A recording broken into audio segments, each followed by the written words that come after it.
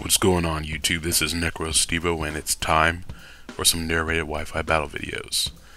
Now I actually have a double header for you all today. I'm finally back into the VGC scene. I'm going to have a team analysis up of the team that I'm running because it's a little weird. But this is a match that I actually had from the Poke Melbourne tournament. And my opponent for this round was Roland. Now, my team utilizes Trick Room this time around. I was trying to use one Pokemon from every generation without using a Pokemon that I've used in VGC before. So, those parameters were a little bit weird, but fun. He starts off with Meowstic, and I was expecting Quick Guard, but just to keep him honest, I went ahead and went for the Fake Out anyway because I knew I could just get out Trick Room afterwards. He does end up switching out after hitting Hariyama with Hydro Pump. I have a max HP and attack investment on my Hariyama, so the Hydro Pump actually isn't even going to do half.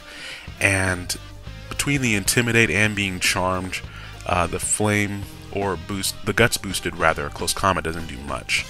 Now, because he does raise my attack with Intimidate, I really like Malamar in VGC. I've seen Sticky Web a good bit, and Intimidate is incredibly popular. So Malamar has actually been really fun. I have a weird speed spread on it that allows it to outspeed some things, or if I don't think I'm going to be faster, then I can set up the Trick Room. I'm unable to one-hit KO Salamis with the +1 Psycho Cut right there, but I also knew that Lantern could probably take just about anything Salamis could throw at it. Even an Earthquake would not one-hit KO, so I'm just able to finish it off with Thunder. I carry Thunder, of course, for the chance of Rain teams, and Lantern actually pairs really nicely with other things in my team, like the Rotom-Heat form and things like that. Also, it's slow, so if I do end up using Trick Room like I do right here, it allows me to confuse or possibly scald and burn something before they get a hit off. Now, I do end up going for Superpower on his Rotom-Wash. Superpower is my most powerful attack, plus I just wanted the defensive boost, and it turns out that he was carrying his Kangaskhan. So the defensive boost is really going to help me out right there, as I'm able to live the Fake Out quite nicely.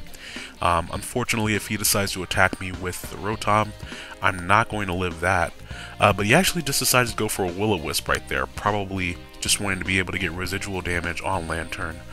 Which I'm actually okay with him burning me right there because it's going to knock me into the range where I get my Citrus Berry, which is quite useful because now I can definitely live any hit that Kangaskhan wants to go for, barring Earthquake.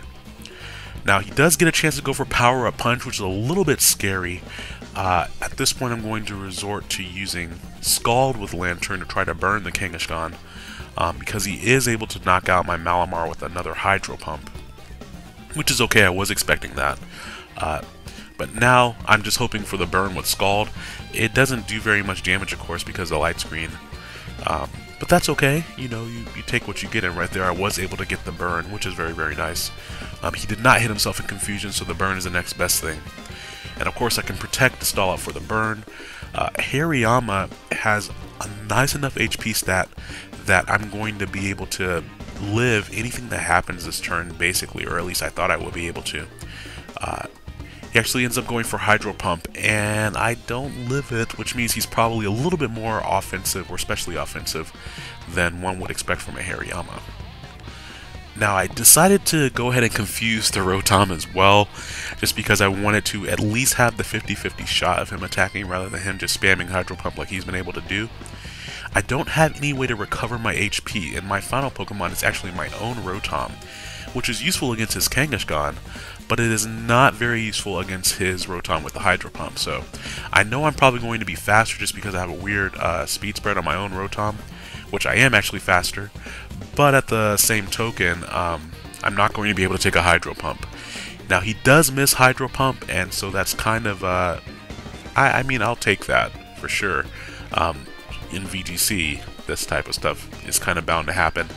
Unfortunately, since I let him get up the light screen earlier in the match, my Thunderbolt doesn't actually do much. But now that the light screen is down, I think I may actually be able to KO him from that range. But I don't. So very close. But instead of attacking me with Hydro Pump, he decided to set up another light screen. I guess he was afraid that he would miss the Hydro Pump.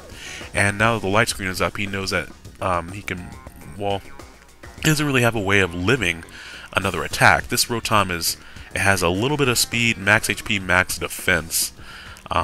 So kind of a weird spread, but I've found that it works for what I needed to, which is primarily to outspeed opposing Rotoms and zap them before they get a chance to. And it also works really fun in singles. You guys see this Rotom a lot in singles. But because I do have such a large defensive investment, he's not going to be able to KO me. Of course, he did get the power-up punch boost, so he's at a neutral level of attack with the burn. So if he had thrown a couple more power-up punches in there instead of perhaps going for crunches, he actually maybe would have been able to win this first round. But just to be sure that there are no shenanigans, I decided to go for a rest, just get my Chesto Berry. And he actually does get the defense drop there, so that's exactly why I went for it. And I'm going to be able to knock him out with the Thunderbolt, so that means the first round goes to me. And we're going to actually have everything in this tournament is 2 out of 3 matches. And so in the second round, I actually switched up a couple of the Pokemon that I used. For example, I decided to go for Ferrothorn instead of using Rotom-Heat, just because there's no point really in bringing Rotom-Heat if he's just going to bring his own Rotom-Wash. My opponent actually switched up and brought his Mamoswine this time, which I thought was an interesting choice because I have so many things to hit it. But at the same token, Mamoswine does have thick fat, and it also has access to priority, so that would help bypass my Trick Room if I decided to use it.